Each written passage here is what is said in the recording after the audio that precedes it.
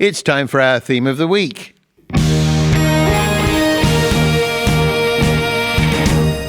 The Big Bang. The Big Bang, and we're joined by Chris Lintott, who is Professor of Astrophysics at the Department of Physics at Oxford University. Does it get any better than that? It's a good title, isn't it? Congratulations. Thank you very much. My mother's very proud. I bet she is, yeah. Yeah, imagine how my mum feels.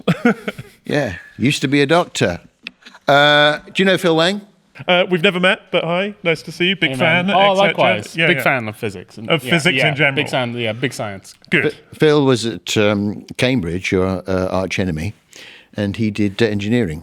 I did engineering, yeah. Sorry. I was there too. At Cambridge? Yeah. Were you? Yeah. When? 99 to 2003. Oh! We overlap. I was 2008, 12. Okay, you're younger. Good. All right, this is never going to make the podcast. When you two it is. I'm going to insist that it is. Yeah. Getting to know you.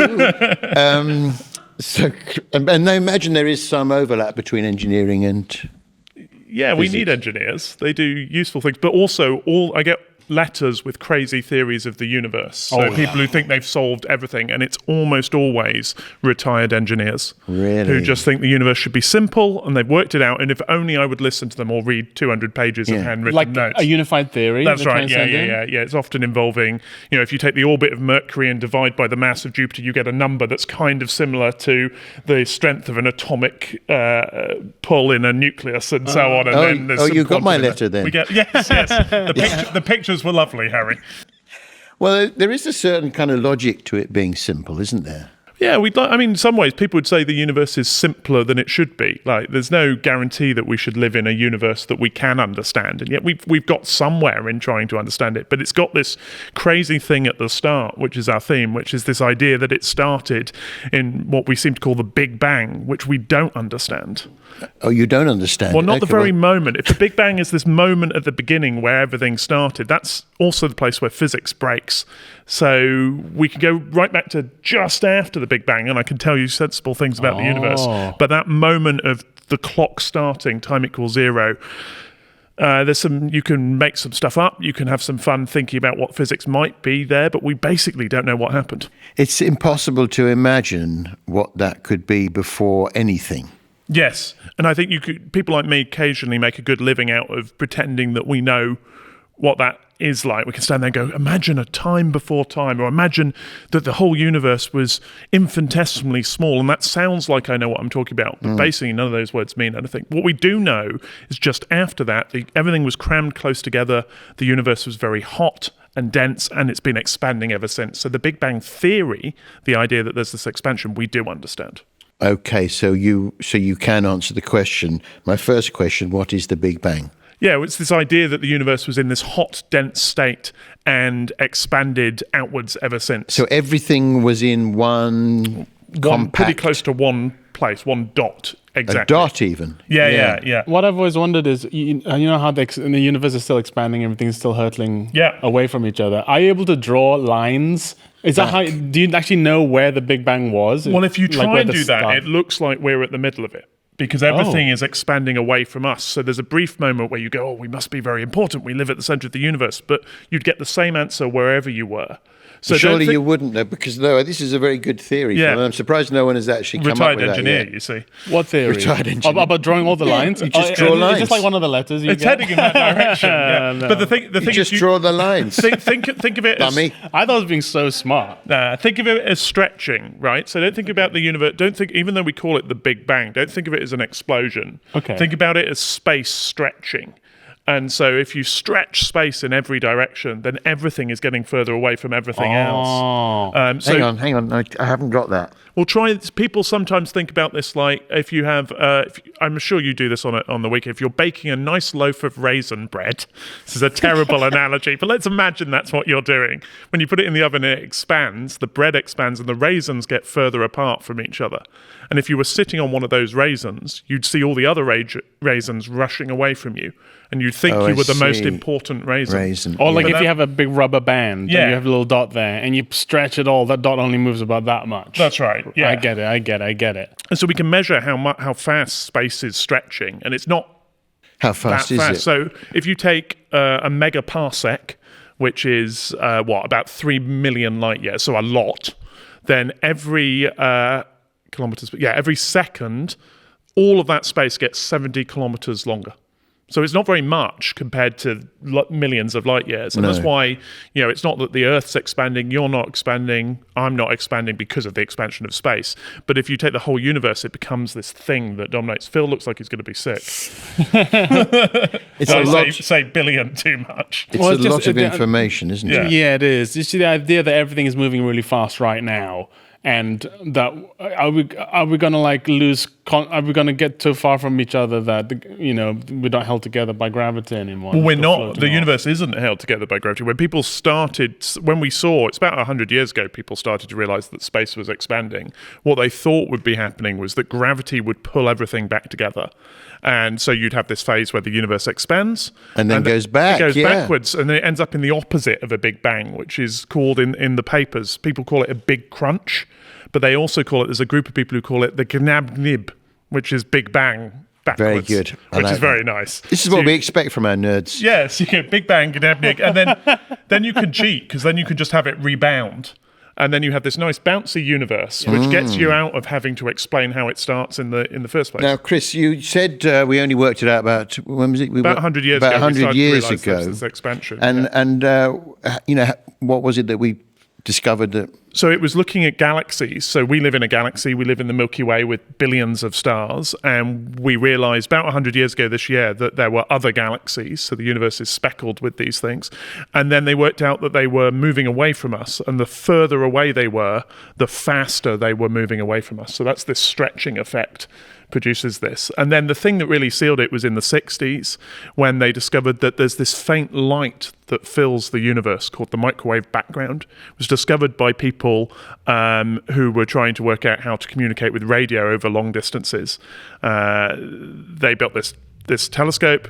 They had problems with pigeons because pigeon poo emits radio waves, so they had to keep cleaning out the telescope of pigeon poo. This is radio waves. Yeah. And if you tune in, if you choose the right frequency, you Pigeon FM. Yep, exactly. Maybe they're communicating with each other. Once you've only pigeon hits. Slow down a bit. What is pigeon hits all day long? Yeah. Yeah, prue. You know this one, guys. What is it? Why does it emit radio waves? Oh, that's a biology question. So you need a different guess for that. I'm so sorry. Yeah. Is it like radio? Is it like radioactivity? I don't know. They describe it in the paper. So the people who are looking for this stuff describe it as the telescope being coated in a white dielectric substance, which they had to clean. So you imagine you've gone to, actually these were engineers. Square. Yeah. But also you've gone to university, you've become an engineer, you work at Bell Labs on the most cutting edge radio technology there is. And what you're actually doing with your time is scraping away pigeon poo with a toothbrush from your instrument. Anyway, That's what I called my autobiographies. Anyway, they discovered this background light, and that's the echo of the Big Bang. It's the leftover light from this time when the universe was hot, and it surrounds us. If you've got an old telly with an aerial and things like that, or if you can imagine having such a thing, when you have the static in the telly, 5% of that static is from the Big Bang. It's this leftover radiation. Amazing. Detected with a telly. But not now, we've gone digital. As in the noise on the the black and white, And so when did it happen, this Big Bang? So we think the universe is 13.8 billion years old. So 13.8 billion years. And the solar system's about 5 billion years. So we came along about 2/3 of the way through the history of the universe, or the Earth came along then. Was it loud? There were sounds. Well, there were sounds. Yeah. So because it's hot and dense, sound waves can travel in space. So in the first 300,000 years of the universe's history, you could scream in space. But was the Big Bang itself a noise? Oh, I see. I see. Yeah. I don't think so. We don't see. I'm trying to answer this because it's not an explosion. It's not an explosion. It's just this. Yeah. It's just a sudden. It's expansion. Yeah. But it's interesting you say that because you could hear sound because it was dense enough for sound to travel. And this microwave background light, we see the imprint of those sound waves. So those sound waves produce the structure we see today. So we're sort of leftover echoes of the Big Bang. Fascinating. Will it happen again? No, of course. That's a good question. No, we don't know. Don't know, but the universe is expanding. It's actually speeding up, which is confusing. We don't understand why it's speeding up.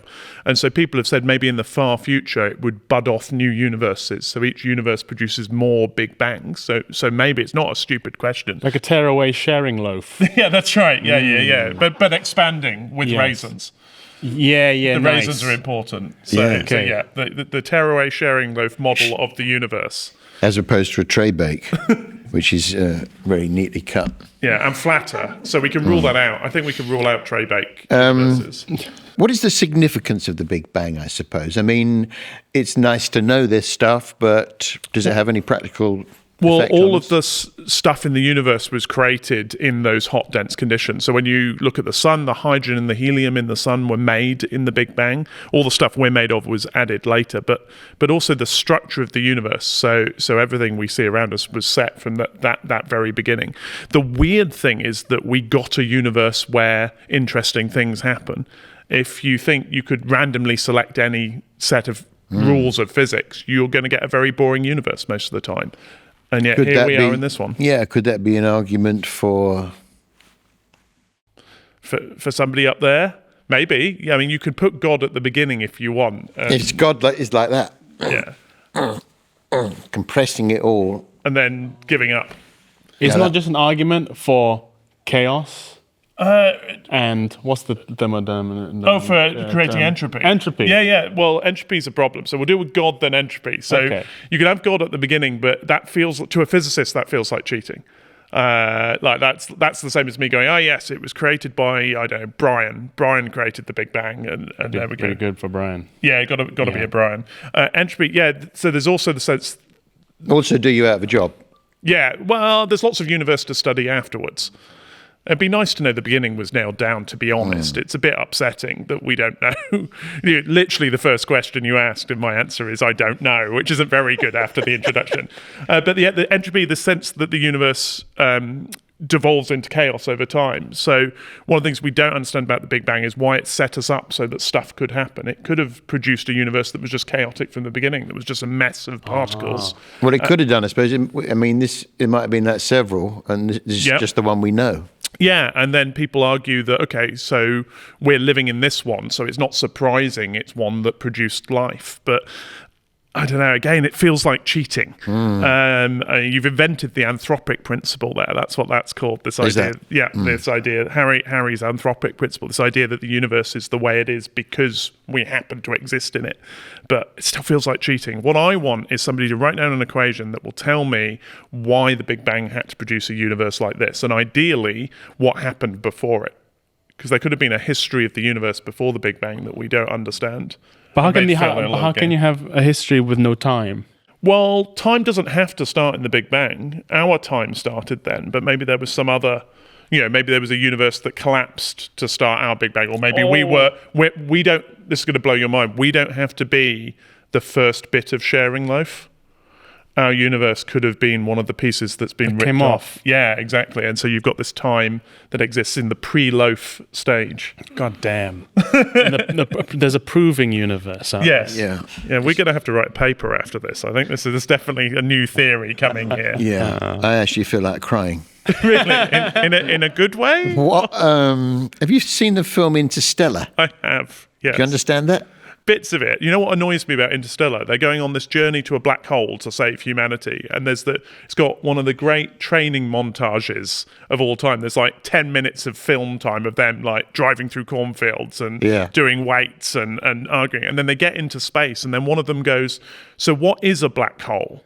And you just think that surely that's day one of training if you're going on a black hole. I think that was for us, really, wasn't it? For the viewers. It was a bit when you watch a sci-fi movie as a physicist, is it entertaining or annoying? I like it as long as they don't explain the science. Okay. So, there's Danny Boyle's Sunshine, right? Where they're like, the sun is turning off and we have to launch a bomb to fix it. I'm like, great, got it, good. And then they go, the bomb is made of dark matter. And I was like, no, stop it. Stop saying things. Yeah. I was happy with the magic bomb. Yes. That's fine. Yeah. They're always trying to over-explain things. Yeah. It's a bit like when we watch films with comedians in. Don't you find that? It's never realistic at all. I have to turn off every single time. Never You funny. mean the drinking, the arguing?